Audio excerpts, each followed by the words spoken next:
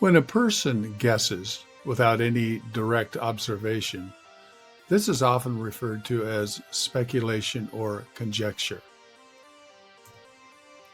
Speculation is commonly required in science in order to guess what the possibilities are, so that theories or hypotheses can be formed and tested. But speculation should never be confused with science itself. Science, by definition, must be observable, repeatable, and refutable. Obviously, no one was there to observe it, and evolution, that is, change of one kind of organism to another new kind, is not occurring today, so it is not observable or repeatable. And Darwinists have seemed to set up the rules so that nothing can refute it. For instance, if fossils or human artifacts from, quote, the wrong time periods are discovered in a layer, that is a strata of rock, that does not agree with the time period, such as human fossils or artifacts found in layers where dinosaurs are found, quote, it does not disprove the theory. They are just considered to be misplaced fossils, which is supposed to excuse the scientific contradiction. And yes, there are literally dozens of these misplaced fossils that we will look at later. Or there is the law of biogenesis that states that life only comes from life. And a law means it has never been disproven. And there have never been exceptions to that law.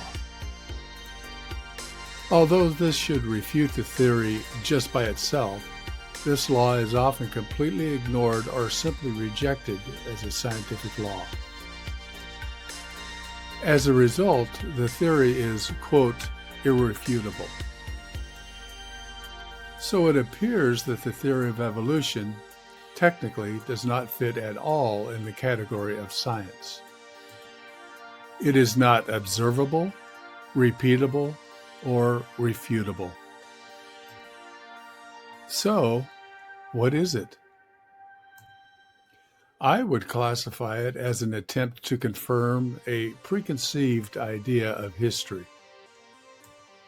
Of course, others may certainly define it in other ways. The challenge that Darwinists have is to find evidence to support this preconceived historical idea. Evolution supposedly took place millions or billions of years ago. So, by definition, all of the theory is speculation or conjecture, because no one was there to ever see it occur. All of the evidence for evolution is indirect evidence, which entails conjecture and imagination. But, you may reply, that is true with the creation or the intelligent design model. Fair point. And we will look at those at a different time. If we look at the theory of evolution, it seems to leave us with one approach: a lot of guesswork. That is not to say that science is not involved to try to determine which guess or speculation is most likely. In fact, basically all science is not possible without some speculation. But what seems to have occurred over the decades is that speculation, in regards to this theory, has often replaced science. For example, if an evolutionist assumes that the theory is correct, which of course most do, then you may hear or read such and such must have occurred, or this creature evolved millions of years ago. It is just speculation because no one was there, it is not repeatable, and it is not refutable. But why can someone say these things? Because the intermediate or the in-between fossils are missing to support these kinds of statements. These, of course, would be necessary to confirm the theory.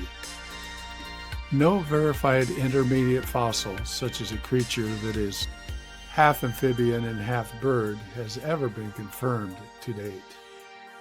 So the only reason to believe these statements is to validate the theory, but it fails to be backed up by empirical science.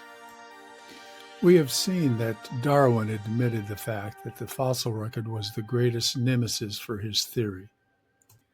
More than 15 decades and billions of fossils later, no intermediate fossils have been discovered.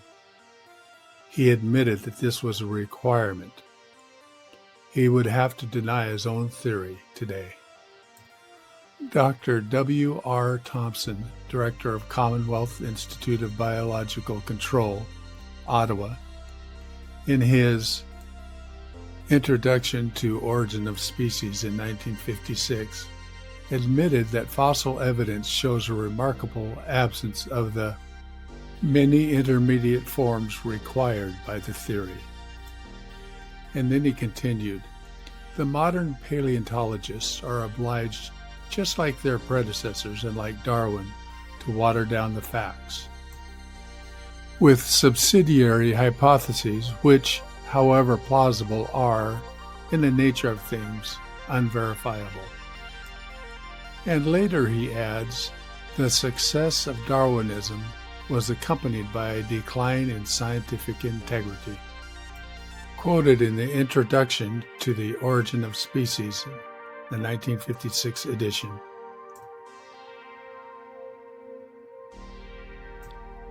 In Darwin's day, scientists also thought that a living cell was similar to a blob of jelly, in other words, very simple. Of course, no one would believe that today. We will look at many other assumptions that have been proven wrong later on. As we look at the theory of evolution, we are looking at over 100 years of best guesses that were made to support a historical proposal. In essence, we are told that speculations and conjectures are facts. And that is the challenge that we are presented with. Can we separate fact from conjecture and speculation?